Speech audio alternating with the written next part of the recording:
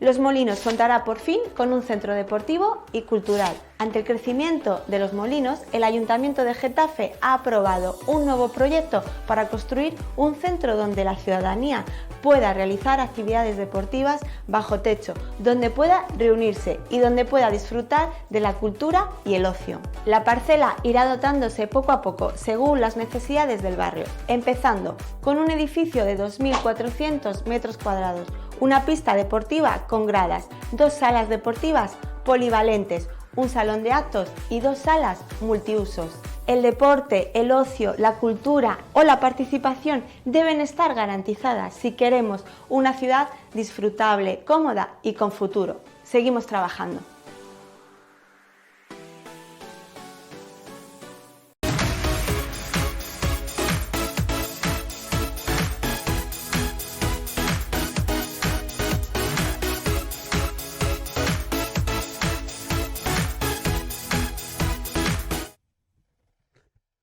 Buenas tardes.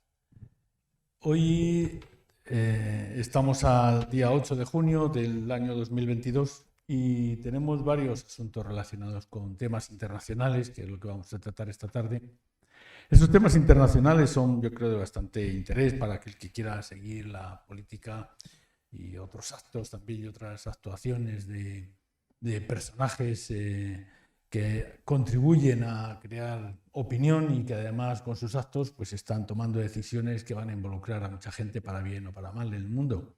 Hoy vamos a tratar cuatro temas que decíamos de interés. El primero es Ucrania, como no, hoy se cumplen 105 días de la invasión de la Federación Rusa al país de Ucrania. Y bueno, Rusia, como saben, entró en la zona de Kiev de manera muy inmediata al principio, luego salió con la misma rapidez que había intentado entrar y ahora pues está tratando de asegurar sus conquistas, entre comillas, en la parte sur y sureste, en la zona de Donbass y en la zona cercana a la península de Crimea. Y ahora mismo pues tiene problemas tenemos información de que está tratando de asegurar algunas de esas zonas en las que había estado y vamos a tratar de profundizar ahora después qué es lo que está ocurriendo. Después vamos a tratar también otro asunto que está relacionado con la Cumbre de las Américas. Los representantes o los jefes de Estado o jefes de gobierno de buena parte de los países americanos, tanto del norte, del centro como del sur, se reúnen en Estados Unidos este año para tratar, se reúnen cada 2 o 3 años aproximadamente, para tratar temas relacionados con la situación comercial, con la situación política de América. Y este año, pues básicamente la noticia no ha sido tanto que se reúnan en Estados Unidos como que hay ausencias notables, que son de 3 países a los cuales se ha considerado que sus gobernantes son antidemocráticos y no se les ha invitado a los países como tal. Y ha habido pues respuestas de diverso tipo. La más importante ha sido la del presidente de México, que ha decidido no acudir, él personalmente no, aunque así va a acudir gente de su gobierno a esta reunión. Pues eso lo trataremos también. Otra noticia también interesante es la de Boris Johnson, que el otro día fue sometido a un placaje por parte de su propio partido, de los Tories, y esta intervención sobre el presidente, en este caso sobre el primer ministro inglés, del Reino Unido, ha sido una intervención un poco dolorosa para el señor Johnson, puesto que estaba por medio la posibilidad de que el señor Johnson fuera interpelado de manera negativa por la mayoría de su partido. Ha ganado, no por la mínima, ha ganado por un 60%, un 59% de su gente que le ha votado para que siga ocupando ese puesto en el gobierno de primer ministro, pero ha salido un poco dañado, ya se ha dejado algunas plumas en el asunto, ya que una de las cosas que se trataban era de su intervención en las juergas que se habían corrido con parte de su estamento, de su gente más cercana a nivel político, en Downing Street, que es la residencia del primer ministro.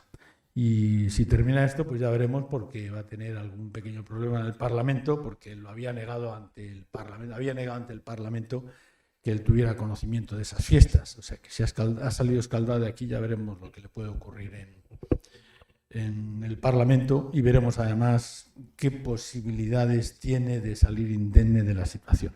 Y por último, va a haber elecciones legislativas en Francia. La primera vuelta es este domingo que viene.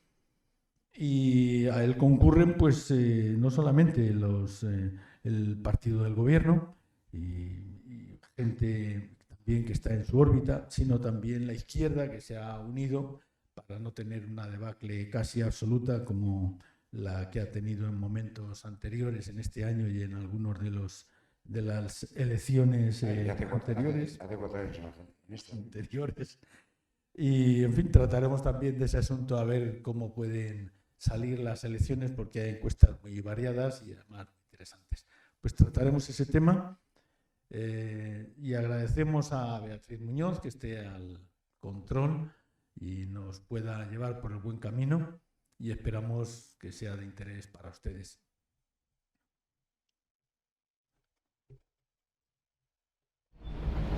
La situación empeora para Ucrania en el Donbass. El gobernador de Lugansk denuncia que la artillería rusa está arrasando todos los edificios de las localidades de Severodonetsk y Lysychansk. Según Ucrania, los bombardeos sobre un total de 22 localidades dejaron al menos 8 muertos y 4 heridos el domingo, pero el lunes los ataques rusos se han intensificado y en Kharkov, más al norte, 3 personas han muerto. Según el Ministerio de Defensa ruso, sus aviones destruyeron 3 depósitos de munición de artillería y un depósito de combustible cerca del pueblo de Kodema, en la región de Donetsk. La lista de objetivos se ampliará, ha advertido el presidente ruso Vladimir Putin, si Occidente entrega misiles de largo alcance a Ucrania. Pero las líneas de batalla también se moverán, añadió su ministro de Asuntos Exteriores. Solo puedo añadir que cuanto mayor sea el alcance del armamento que suministrarán, más alejaremos la línea de nuestro territorio, más allá de la cual los neonazis pueden amenazar a la Federación Rusa, dijo Sergei Lavrov. Ucrania lleva semanas exigiendo la entrega de armamento occidental avanzado para frenar la ofensiva rusa. Las armas César entregadas por Francia están causando un gran daño a las fuerzas rusas. Estados Unidos y Reino Unido han anunciado que entregarán al ejército ucraniano sistemas de cohetes capaces de alcanzar objetivos a unos 80 kilómetros de distancia. Tras más de 100 días de guerra, Ucrania necesita también mantener alta la moral de sus tropas. El lunes se publicaron imágenes de una visita sin precedentes del presidente ucraniano Volodymyr Zelensky a los combatientes en la línea del frente en las localidades de Lysychansk y Soledar.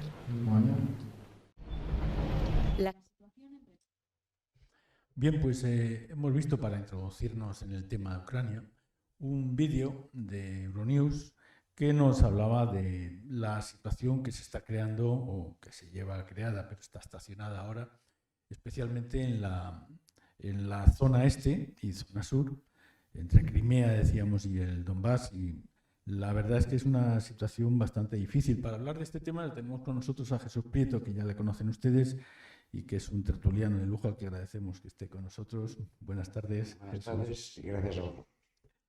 Bueno, yo he visto que hay 3 o 4 cosas a lo mejor de interés. Una es la ofensiva de Rusia por asegurar, la Federación Rusa, por asegurar pues en las localidades principalmente del sur, es Sverodonetsk, si lo pronuncio bien, y en Lugansk, que bueno, prácticamente casi todo el mundo ha salido de allí todavía con pequeños grupos de civiles. Creo que en Sverodonetsk quedan todavía unos 10.000 o 15.000 civiles, que es una cantidad muy pequeña, y están arrasando no ya con los edificios públicos o con posibles trincheras, sino también con los edificios privados, con los edificios civiles, y aquello está quedando como un solar. Eso huele a Mariupol. Huele, sí, es cierto, sí. He visto que había 3 o 4 cosas, yo creo, de interés en el asunto que vamos a tratar. Uno es el tema de armamento, que cada vez tiene mejor armamento Ucrania y le está haciendo daño pues cada vez más, lógicamente, y que pueden disparar las armas a una distancia mayor, no solamente ya son bazucas, estamos hablando de cohetes, de los ucranios. Otro es también la posible llegada hasta de tanques incluso de España dentro de este tema. Sí, no están en uso. Sí, sí, sí, sí. Hay unos tanques que están fuera de uso en el ejército español. Eso es. Leopard. Los Leopard. Si da permiso a Alemania, claro, que tiene Tiene que dar permiso a Alemania. Efectivamente. Hemos visto cómo Suiza ha prohibido que se den otros tanques más modernos. El tema también de la discusión en la ONU, que yo creo que este tema se ha llevado... Yo quería hacer es muy difícil luchar. Cuando disparan torpedos y cohetes desde los barcos y submarinos en el mar a 1000 kilómetros y a 2000 kilómetros. Claro, no es fácil. No es fácil luchar. No, más que fácil es imposible. Casi diríamos que es una guerra en ese sentido muy desigual, absolutamente. Muy desigual, pero con un gran fracaso técnico Sí. de Rusia. Y ya veremos además después cómo sale el tema en lo que respecta a bajas, que también es otro tema. Bajas por las dos partes. Por las dos partes. Esas cifras no las tenemos. Tenemos las de la población civil, sí, porque la ONU, con retraso, pero va dándolas y actualizando con credibilidad. Siempre decimos que la guerra que muere es la verdad, pues mata es la verdad. Pero la cifra de bajas militares se dan, pero no sabemos la credibilidad que tienen. Si tenemos esas cifras cuya credibilidad no está demostrada, los rusos estarían en 31.000 bajas y los ucranianos algo menos, porque se dice que la defensa siempre tienen menos muertos que los del ataque, pero no las tenemos con seguridad. Pero son cifras... No son cifras altas. Son cifras muy altas. Ahora yo creo que estamos asistiendo al tema. Rusia ha renunciado, que era el primer objetivo, tomar Kiev, la capital, y nombrar un gobierno provisional, y hubiese cambiado todo, fracasó, y ahora yo creo que está tratando de consolidar el poder en la frontera con Rusia, en la frontera de Ucrania con Rusia. Está tratando de consolidar ese poder. Ucrania está, por ejemplo, contratando, se habla un poco ahora, en la zona de Kherson, que es sur, está contraatacando Ucrania, ahora mismo. Sí, pero... Ahora, te iba a preguntar, en la zona esta del este y del sur, a mí me preocupa el hecho de que Rusia lo que está haciendo es quitando a los civiles de allí, que ese es el tema. Claro, ya se habían ido muchos. Pero dejando las ciudades sin nadie. Básicamente para que quede fácil tomar esas ciudades y repoblarlas, me estoy refiriendo. Que ese es un tema no tan... ¿O es para repoblar Siberia de ucranianos? Alguna pregunta, ¿eh? No, que puede ser. Esa es la acusación que hacen los ucranianos. Sí. Pero la mayor parte de la gente... No, pero la mayor parte de la gente de ahí ya se fue, no a Rusia. No, a Ucrania. A Ucrania y a Polonia. Sí, a Polonia. A eso me refería, sí. La inmensa mayoría, a Rusia son minorías los que hay. Una cantidad muy pequeña respecto a que se ha ido a la otra parte. Con lo cual, y la destrucción, como tú dices, es tipo Mariupol. Yo creo que aquí se están diciendo, tres temas. Uno es la negociación y a cambio de que continúa. Y ahí los ucranianos dicen que no van a hacer esa parte. Otra cosa es Crimea, pero Donbass y Lugansk dicen que no, y tienen una argumentación. Si en el 2014 ya nos invadieron y no se conformaron con eso, ¿quién nos dice que si cedemos nosotros no van a venir luego por el resto de Ucrania? Es la argumentación ucraniana. La argumentación rusa es la seguridad. Vamos a escuchar a la gloria una supuesta seguridad. Esa es una parte. Y creo que luego está el trigo. Está el trigo, el maíz y también, la producción agrícola de Ucrania, que está creando un problema muy serio en todo el mundo. No hay. Donde ahora se está negociando cómo salir. Claro, a veces se grisa, porque dice, los rusos, dejamos ahí los barcos, pero vamos a infiltrarnos nosotros, pues llevan armamento. Claro, es un poco difícil llegar a una puerta así. Los barcos tienen que salir. Tienen que salir, sí. Pero no por Rusia ni por Ucrania, sino sobre todo por el norte de África y parte de África Central. Sí, además es urgente que salgan. Es urgente además que salgan. Y no pueden salir, han salido 2 millones por tren, pero frente a 8 que salían antes cada mes. El último mes ha sido una cantidad por tren, pero no cubre ni la cantidad que hay de esos productos en Ucrania, ni lo que se necesita en el mundo. Entonces, eso está generando toda una dinámica también nueva, que yo creo que es parte también de la negociación. Y luego hoy leía un artículo en New York Times que es curioso. Las conclusiones que hacían sobre cosas que suceden no previstas en la guerra y que pueden ser no necesariamente malas. ejemplo histórico de qué ha pasado con la energía a lo largo de las distintas guerras. Y supusieron cambios fundamentales en el mundo. Y en este artículo defiende que probablemente esta guerra en 2 años acelere lo que estaba previsto hacer en 20 en energías renovables. Pues posiblemente sí. Eso es cierto, absolutamente, además. Que puede hacer avanzar 20 años las energías renovables. La guerra del crudo, la guerra del gas y todo esto va a provocar una inversión masiva en energías renovables. Pues es una indirecta no buscada, no deseada, pero que parece ser, al mismo tiempo, me cuenta con la noticia hoy, que Alemania ha dicho que por si acaso deja todas las centrales de carbón vivas. Y Francia todas las nucleares y pondrá Sí. alguna más, sí. Pero, quiero decir... Y España también dejará las nucleares por la cuenta que la tiene. Pero Sí. que la inversión En renovables va a ser va a absoluta. ser bestial y va a hacer un cambio radical. Y los coches, y los motores de los coches, que suba También. los motores de los coches. También. Sí, Va a haber un sí, cambio sí, en la sí, producción sí. de los coches que las empresas automovilísticas estaban frenando por miedo a las ventas. Sí, y al contrario. lo de la Agenda 2030 se va a cumplir Se al va, ritmo se- que vamos. No estaba previsto que se cumpliese y ahora hay más previsión de que se Que se cumpla cumpla. realmente. Eso de que no hay mal que por bien no No venga. vengan, ¿no? si eso es el plan español. Ahora, los puertos los siguen poniendo los ucranianos. Está claro, sí. Pero los ucranianos ponen soldados y ciudadanos, aparte de la destrucción de... Del país, de buena parte del De país. vez en cuando también te sorprende. Yo veía al presidente ucraniano pedir ayer, que volviesen, han voto 2 millones de ucranianos, que volviesen 6 millones. Y que la Unión Europea este dinero que paga países europeos por mantener a esos ucranianos se diese a Ucrania. Pero que yo le diría al presidente Zelensky que lo piense antes bien, pues yo tengo noticias directas de Ucrania y hay problemas de suministros de alimentos, problemas de suministros de medicinas para los que han vuelto y para los que están allí, porque están en guerra y porque hay las líneas de suministro están rotas todas. Sí, destroza las carreteras que quieres y no pasa nadie. Y el ferrocarril y Por ejemplo, sí. cuidadito con ese tema, yo creo que deben Tema delicado. pensarlo un poquito más. Sí. Bueno, hay una parte siempre positiva. Están utilizando la bicicleta de forma intensiva de nuevo, como en los años 40 o 50, porque no hay petróleo para los coches. Apenas.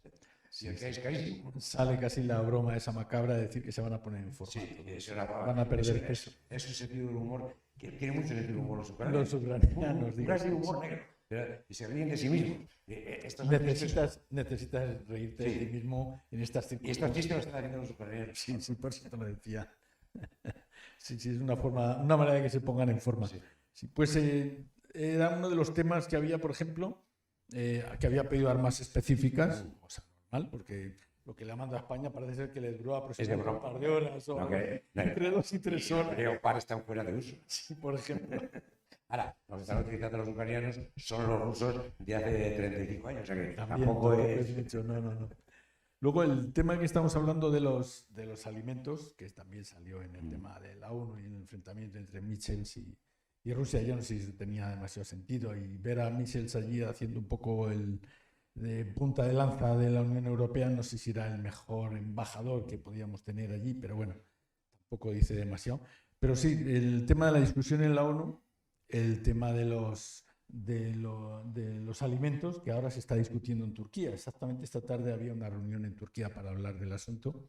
Las armas específicas que habíamos comentado también y los ataques rusos. Yo creo que eso es quizás las 4 o 5 noticias que podemos tener más importantes sobre el tema de Ucrania. En fin, ya veremos. A ver, ojalá el tema de los alimentos salga adelante, porque me parece que las exportaciones que venían haciendo Ucrania, ojo, y también Rusia en parte, sumaban en total del orden de unos, solo Ucrania, unos 40 millones de toneladas, nada más, al por menor, lo que exportaba. Estamos hablando y se han salido 2 o 3 millones, o 5 millones que no ha salido ni la 10ª parte de lo que se espera. Ha salido un 20% de lo que salía habitualmente. Sí, y lo que tú decías... Los 2 meses anteriores, nada. Nada. Los 2 meses anteriores, nada. Y ha salido a través de ferrocarril a Polonia y a través de Rin. Que hasta que llega a un puerto rumano, sí, lleva su tiempo. Pues ese es un tema, yo creo que esperemos que no dure demasiado la guerra, porque si no vamos a tener una cantidad, sobre todo una cantidad de muertos excesiva que no se comprende en Y de el tema de destrucción. estos. Sí, de destrucción, eso ya lo doy por hecho. y Europa se tiene que agarrar a los machos, porque una de las cosas que va a tener que hacer es poner tanto dinero como el que está poniendo Estados Unidos o más, que estamos hablando de una gran cantidad de dinero. Y a España le va a tocar también contribuir con otra buena parte de dinero, no solamente en armas, sino también en ayuda a la reconstrucción. Ya veremos. Bueno, pues si te parece, cambiamos a otro tema, que es la Cumbre de las Américas. Este era el segundo tema que teníamos para hoy. Y como les decía, pues desde el año 94 aproximadamente se viene haciendo esta cumbre, en la que el año 94 pues, salieron o participaron muchos países que acababan de llegar a la democracia, que es ahora el argumento que ha puesto Estados Unidos para que no vayan estos 3 países donde se dice que los gobernantes son poco proclives a la democracia. Pero lo que sí es cierto es que recordaríamos que hasta casi el año 90, incluso 90 y algo, pues a lo mejor había como 15 o 20 países en Latinoamérica controlados básicamente por militares o por dictaduras de uno u otro signo, y no tenía ningún problema, y Estados Unidos no hacía ningún asco a reunirse con cualquiera de ellos, e incluso a participar en golpes de Estado para poder imponer por la ley de la fuerza gente en el poder. Eran dictaduras militares casi todas. Militares casi todas, sí, así era, sí. Pero en fin, bienvenido sea el tema si es para bien. Y yo creo que desde entonces se han ido poniendo al día los diferentes países y con mayor o menor suerte se han ido asentando las democracias. Yo creo que eso dice bastante un poco de los gobernantes. Empezó Clinton este asunto y yo creo que se ha ido asentando poco a poco la situación, y ahora casi todos los países tienen regímenes que son no son dictaduras de entrada, son democracias en mayor o menor medida. Ninguna se de dictadura militar. No, ninguna. Ese es el primer tema, y además yo creo que es un tema muy importante. Y quiere decir esto, lo de la democracia, que tiene una gran fuerza porque es la gente la que teóricamente en principio puede decidir con mayor o menor presión por parte de la gente que tenga los medios de comunicación o lo que quieras, pero siempre hay la posibilidad de cambiar el régimen. Claro, son dictaduras militares, pero hay un tema que estudiando Sudamérica, fundamentalmente, y conociendo un poco, estudiando y conociendo, y en el país hablando con la sociedad civil, además, llama la atención, a mí me llama la atención.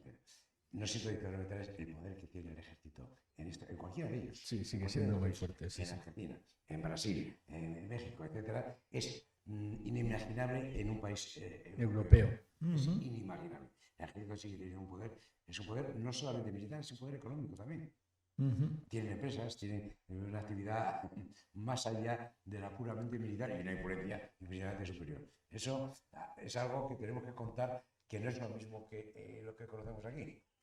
Pero eso, fíjate que yo creo que ocurre no solamente en buena parte en Latinoamérica o en gran parte, sino que ocurre, imagínate África, por ejemplo. Pon la parte del norte, quitas a lo mejor Marruecos. Ya está. Por ejemplo. Sin intermediarios. Y encima están apoyados también, no solamente por Occidente, en buena medida, también por Estados Unidos, por supuesto. Entonces, y ahora por Chile y Rusia. Y ahora también, sí. Bueno, y antes también, por Chile y Rusia.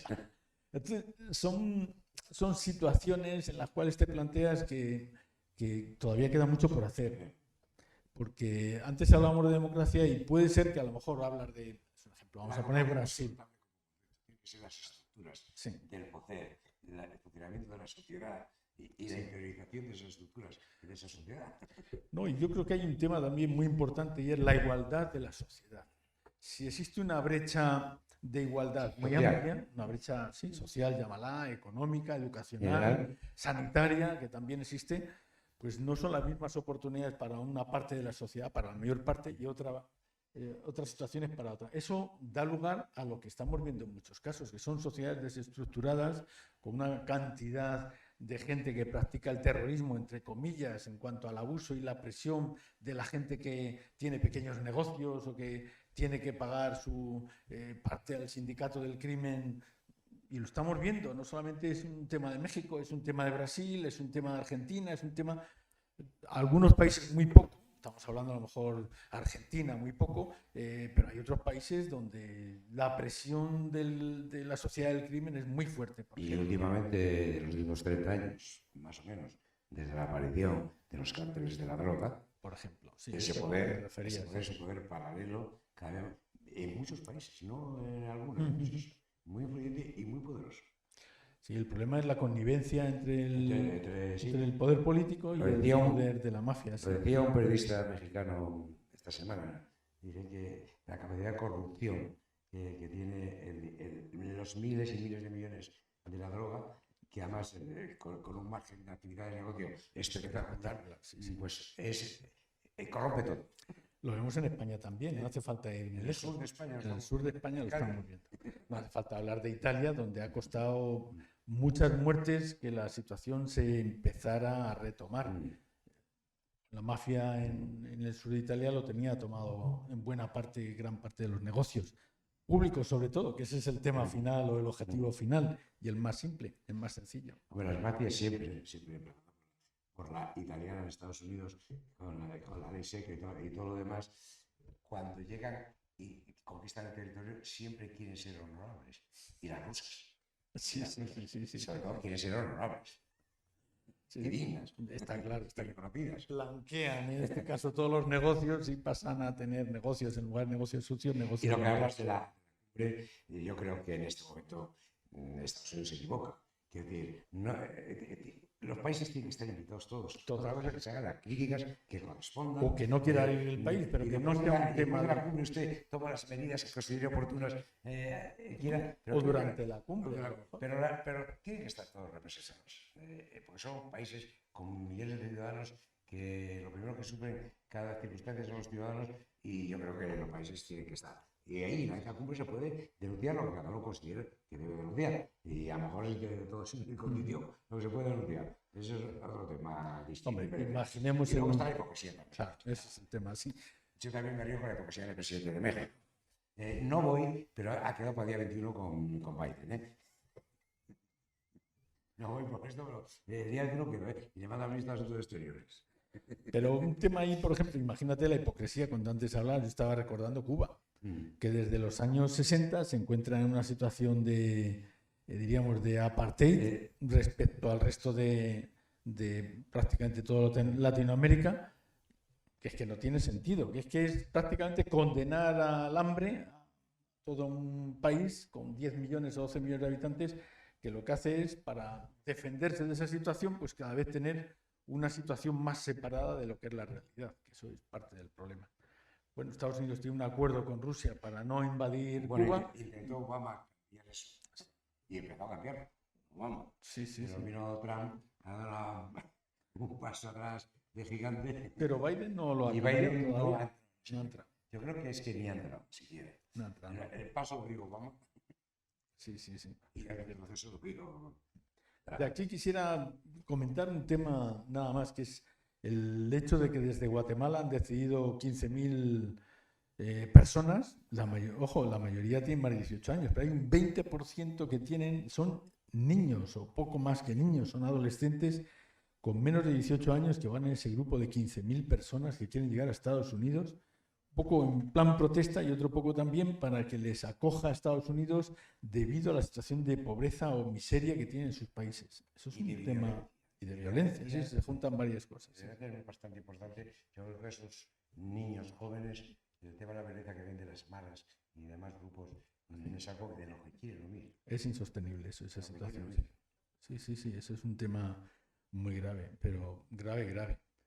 En fin, pues bueno, esa es una cuestión que ya veremos a ver cómo sale, porque estas cosas suelen ser todas muy delicadas, muy rimbombantes en las conclusiones que sacan. Y esto pedimos que Estados Unidos acoja, amplíe y acoja, además tiene necesidad.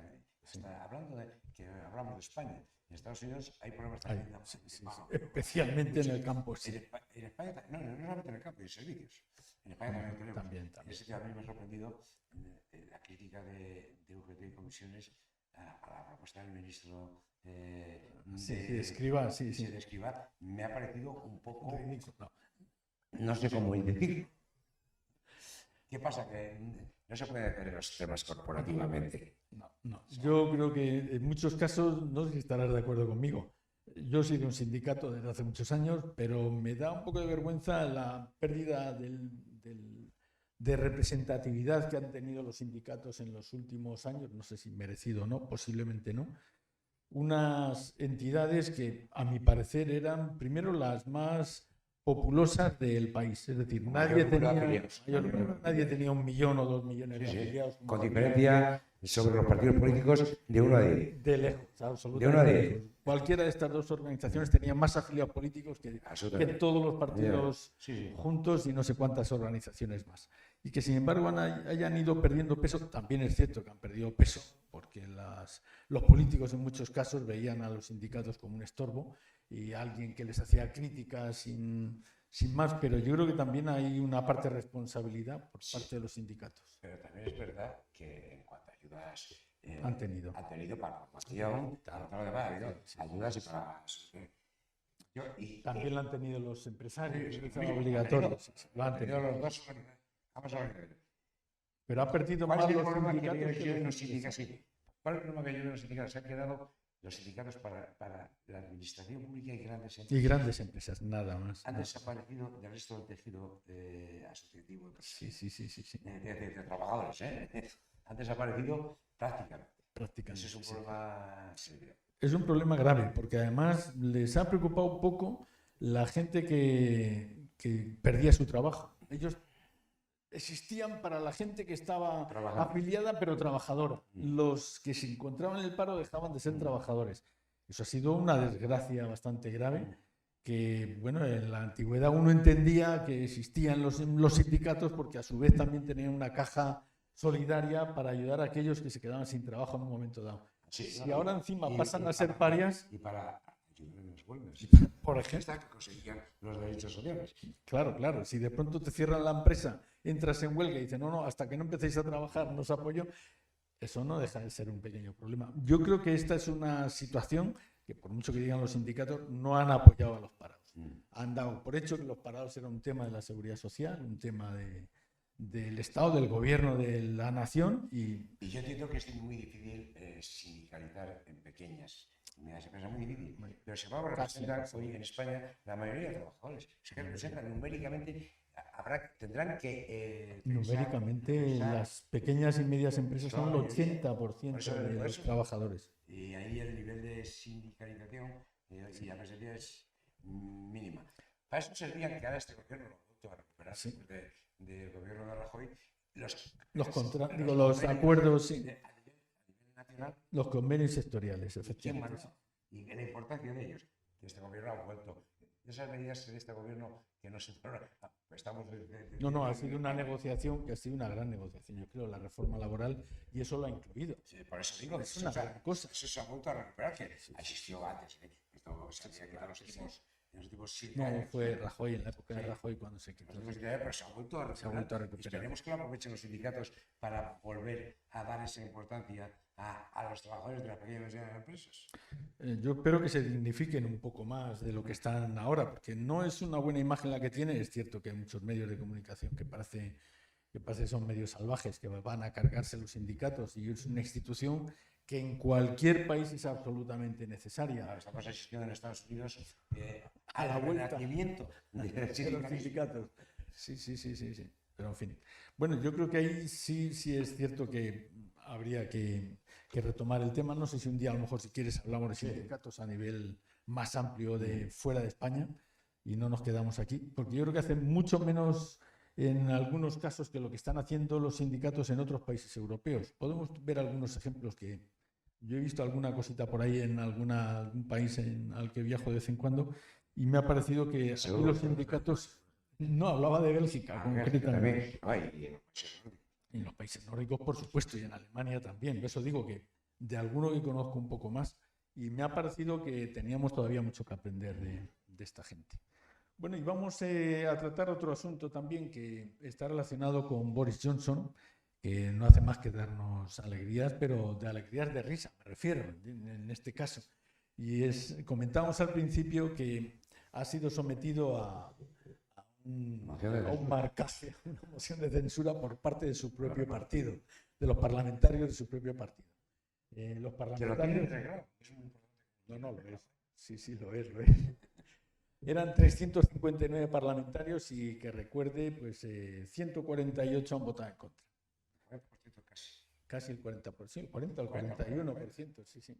Pero lo cual es un aviso. Tienen que firmar 48 diputados. Pues mira, también eso no lo sabía. Es una buena cosa, para que por lo menos se vote, ¿no? Para que se haga la moción de censura, tienen que firmar la petición un mínimo de 48 diputados. Que no es tanto, ¿eh? No. No es un tanto. 15%. Sí. Pero bueno, el tema está en que efectivamente Johnson ha ganado esta disputa, en este caso, esta situación dentro de su propio partido. Sí, pero ¿qué dice la historia? Que todos los que se han sido sometidos a esta moción de censura y han sacado incluso algún porcentaje de votos negativos menor, todos al año han dejado de ser primeros ministros. Pues como se cumpla, sí, no lo conocía. Esa Meyer sacó más que él, más votos positivos y menos negativos. Sí, y duró un año. Los anteriores todos, la historia dice eso. Entonces que se vaya preparando. No, pero ya ha buscado esto listo, ya ha buscado alternativa, meterse con Europa. Sí, claro, esa es la salida. La salida más fácil, quiero decir, no, la culpa la tiene Europa. Sí. No, sí. Y el Brexit, sí. Si el tema aquí en España también lo tenemos, la culpa la tienen los impuestos. Bueno, pues ya está. Sí, pero el tema está, tú lo has dicho, el tema está más nacionalismo. Y ahí para más nacionalismo tienes que buscarte un enemigo, si no es imposible. Una guerra. Una guerra, sí. Lo de la guerra parece feo, ¿verdad? Pero ahora que tienen que... puede hacerlo de la guerra. No. Pero... La pelea con la Unión Europea. Efectivamente, el primer tema es el Ulster, vamos, en este caso Irlanda del Norte.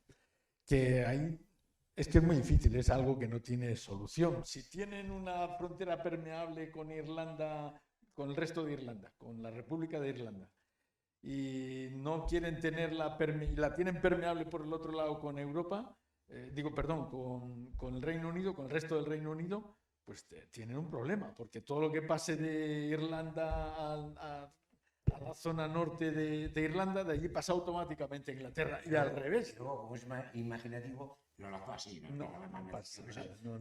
Una federación de países europeos que no pertenecen a la Unión. Sí. Eso es, desde luego, darle vueltas a la cabeza, ¿verdad? Sí. La verdad es que está causando unos problemas muy graves. Mira, el primero es aquí en España, por ejemplo. Gran parte de los problemas que hay en los aeropuertos, porque de pronto la gente empieza a venir de vacaciones en gran cantidad y cada uno tiene que traer su pasaporte, primero porque ellos son los que están poniendo exigencias en el Reino Unido, los que lo exigen. Pero la verdad es que es tirarte piedras contra tu propio tejado, porque antes se iban en verano, iban cientos de miles de estudiantes a aprender inglés a Inglaterra, a Gales, a Escocia y a Irlanda del Norte. Te lo pongo de otra forma. Y miles de nanis ingleses venían en verano a casas españolas para que los niños aprendiesen inglés. Sí. Eso sin contar con la gente. Ya no pueden venir de entrada. El otro día leía que son cerca de 4.000 millones lo que va a perder, en este caso Reino Unido, en ingresos de los estudiantes españoles y europeos de Europa, me refiero, para este verano. Es como tirarte piedras a un tejado de cristal. Más lo que dejan de esos jóvenes tenían salida, sí. Eso que yo no lo sabía, no lo he explicado. Ahora están viniendo porque la gente quiere que sus hijos en verano, o sea, que tengan alguien que les hable en inglés. Claro, ahora tienen de todos los países, claro, pero no pueden venir de Inglaterra. Es que es curioso el asunto, ¿no? Eso, no vamos a hablar de temas relacionados, por ejemplo, con investigación. La mayor investigación de Europa se hacía generalmente en Inglaterra, porque ya tenían muchos laboratorios y farmacéuticas, empresas y demás, y universidades prestigiosas además.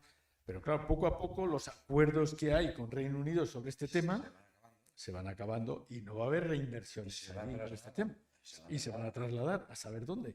Lo mismo ocurre también con la bolsa. Muchas veces los acuerdos de la bolsa inglesa de Londres, que es posiblemente, si no la mayor del mundo, pues una de las mayores junto con Nueva York y alguna China, pues aquello poco a poco se va a ir trasladando a Francia y se va a París y a Ámsterdam y a... Pues ya está, pues imagínate ahora. Entonces, son temas que uno no entiende porque es realmente curioso. Bueno, ¿qué ha pasado? Se tuvo al principio en la presentación, ha metido al Parlamento. Además, ya veremos a ver lo que ocurre con ese tema. Pues tema, en los ingleses es un tema muy importante. Lo de la mentira lo lleva muy mal. Lleva muy mal. Pues es un tema que no es tan sencillo, porque decía que no conocía que se hubieran hecho juergas allí. Ya le hemos visto las fotos de las juergas. Efectivamente. Pues luego además está el tema de cómo recuperar su popularidad, entre comillas, para poder salir adelante en el intento. Y a mí me llamó la atención una cuestión, y es que se ha empeñado en que hay posibilidades, y la posibilidad es, en primer lugar, es reducir la brecha social, es decir, más igualdad, lo cual es cojonudo, lo cual es estupendo. Aplaudimos. Pero eso además implica que se va a invertir más dinero en sanidad y se va a invertir más dinero también en enseñanza, en educación. Seguimos aplaudiendo. Efectivamente. Pero además dice que se va a sacar algo de dinero de la venta de las viviendas, que son viviendas que tenían alquiladas, viviendas públicas alquiladas, que había muchísima vivienda pública y que se va a retirar la vivienda pública para vendérsela a los que están dentro, que no se la podrán vender al precio de mercado, pero sí a un precio más bajo para sacar dinero. Pero claro, no tiene suficiente y no le queda más remedio que subir impuestos. Vamos a ver ahí ese tema. Esas viviendas, que en la política, que se ha ido también en Francia, que era el derecho a superficie a 100 años, por ejemplo, si las venden a los propietarios dejan de haber vivienda pública. Imagínate qué puede ocurrir con muchas viviendas, seguro que les quedan 20 o 30 años todavía con derecho de los dueños a la superficie. Ya veremos a ver. Sí, porque tú les vendes el derecho a vivir allí 20 años. Luego ya veremos lo que ocurre. Buena parte de estas viviendas son de los años 40 y 30. Gran parte de esas viviendas. Bueno, en fin. Con su pan se lo coma, pero lo va a tener muy difícil. Hombre, como tú decías antes. Del estado de ánimo social, que en Inglaterra son muchas veces el abucheo que le pidió Johnson cuando bajó del coche para ir al despido de la reina. El primer abucheo, pero importante, de la multitud que estaba en la calle. Eso me parece que es un síntoma que era debido, porque tonto no es, valorar, y por eso probablemente las medidas que dices que va a hacer sanidad, de la enseñanza, de la vivienda, tiene que ver con esa impopularidad. Pues posiblemente, pero eso sí es a costa de reponer el asunto de los impuestos, cosa que en Madrid, por ejemplo, está desapareciendo. No sé si algún día hablaremos del tema de Madrid, en este caso con impuestos, pero las cosas modernamente, por lo menos, y esa es parte del éxito de las sociedades modernas y de las sociedades de bienestar, radica en el tema de los impuestos, en un equilibrio entre las diferentes clases sociales para poder luego reinvertir en educación. Hay datos que merecen la pena estudiar. El sistema impositivo español de la Unión Europea, de Europa, está por debajo de la media. No tenemos un impositivo alto. No pagamos más que la media. Pero más importante, leyendo en detalle, ¿quién está por debajo? ¿Sabes qué país está por debajo de España? Me imagino que Grecia. Todos los que vienen de la antigua URSS. Son los que están por debajo. Pues no hay cultura de Estado en ellas. Sí. Cambio que hay, porque no había impuestos. Claro. Son los que están por debajo. Por encima de eso están todos los demás de la Unión Europea más desarrollados. Con lo cual, y si ya descendemos al detalle, ¿eso a qué lleva que tengamos ese sistema positivo tan bajo? A que el gasto por persona en educación y en sanidad de España es todavía más bajo. Efectivamente, eso es cierto, sí. No sé, y la única cuestión que llamaba la atención es que el gasto en sanidad y en educación de Madrid es el más bajo de España. Y España ya estamos por debajo de la media europea en ese gasto, con lo cual juntamos dos virtudes. Sí, bueno, hemos sacado el tema de contexto, pero bueno, eso lo borramos después. Lo borramos después, sí. No hemos llegado al tema donde los doctores van a perder su nivel y nos van a atender enfermeros y enfermeras, que también es una gran atención, no hay que negarlo. Pero vamos, estamos hablando de mantener un determinado gasto y un determinado nivel educativo. Digo porque esta ilusión que estamos teniendo ahora tú y yo con mi hijo pequeño es este mediodía. Y estos datos no los conocía.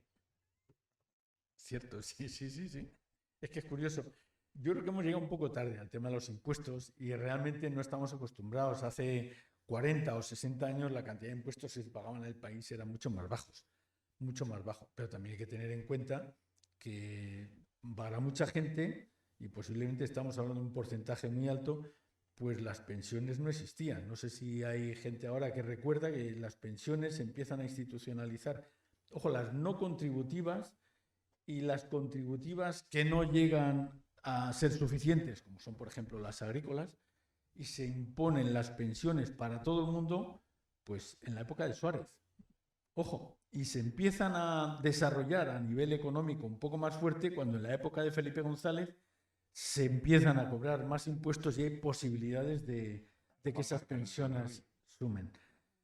Pero que se nos olvida que en algunos casos no se pagaban muchos impuestos porque no había servicios, por lo menos no tan buenos como los que no había. No, y declaración de la renta de las personas se empieza a poner, estamos hablando de finales de los 70, que ese es el tema, muy finales de los 70.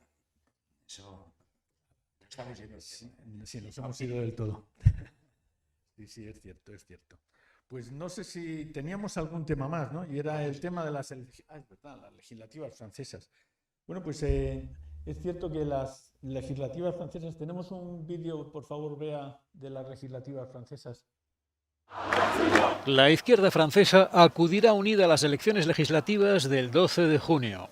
El último en integrarse en la coalición electoral promovida por la Francia insumisa de Jean-Luc Mélenchon ha sido el Partido Socialista, al que las consecuencias de las políticas adoptadas durante la presidencia de François Hollande le llevaron hasta un descrédito inferior al 2% en las presidenciales. En este tuit, el Partido Socialista muestra su satisfacción por integrarse en la oferta electoral de la nueva Unión Popular Ecologista y Social. Su primer secretario, Olivier Faure, subrayó la necesidad de unión. La movilización electoral ya ha comenzado.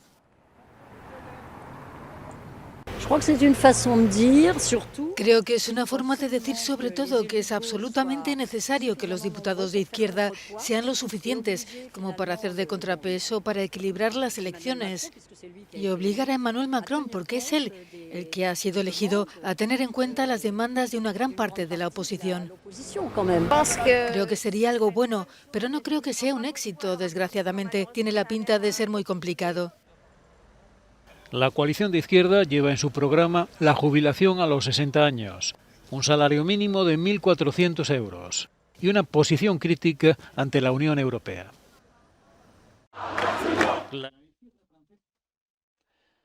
Bien, pues queríamos introducirnos a las elecciones legislativas francesas. Como les decíamos al principio del programa, va a haber dos elecciones. Una es ahora el día 12 de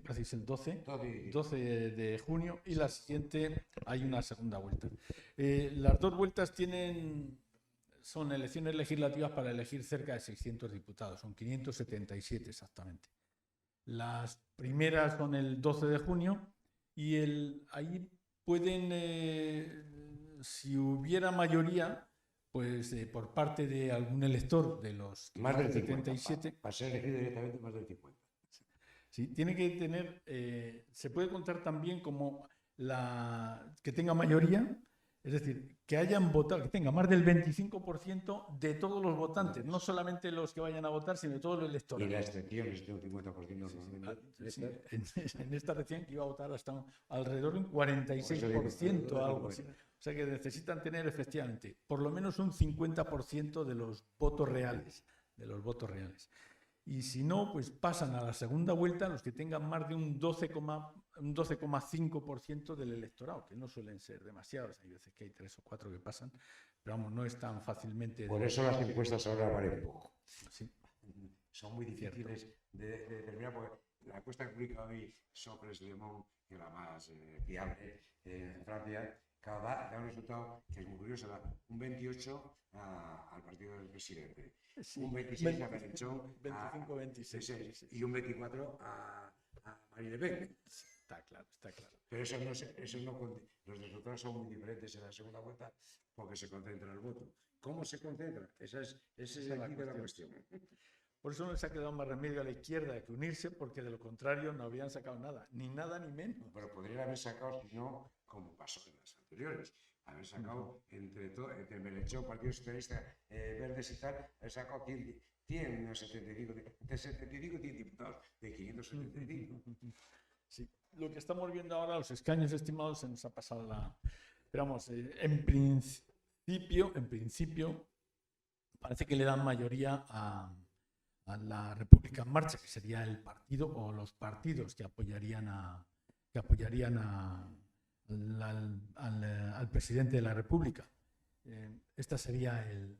Lo que pasa es que no es tan fácil el asunto. Es que no se ha quitado la segunda vuelta. Claro, Esta cuesta mucho más complicada de determinar. Tenía que determinarse cuál ha sido el voto histórico en cada una de las circunscripciones. Es complicado, Sí, es muy complicado. Lo que sí es cierto es que ahora... Y hay una sentencia judicial que lo complica más. Que puede complicarlo para la izquierda totalmente.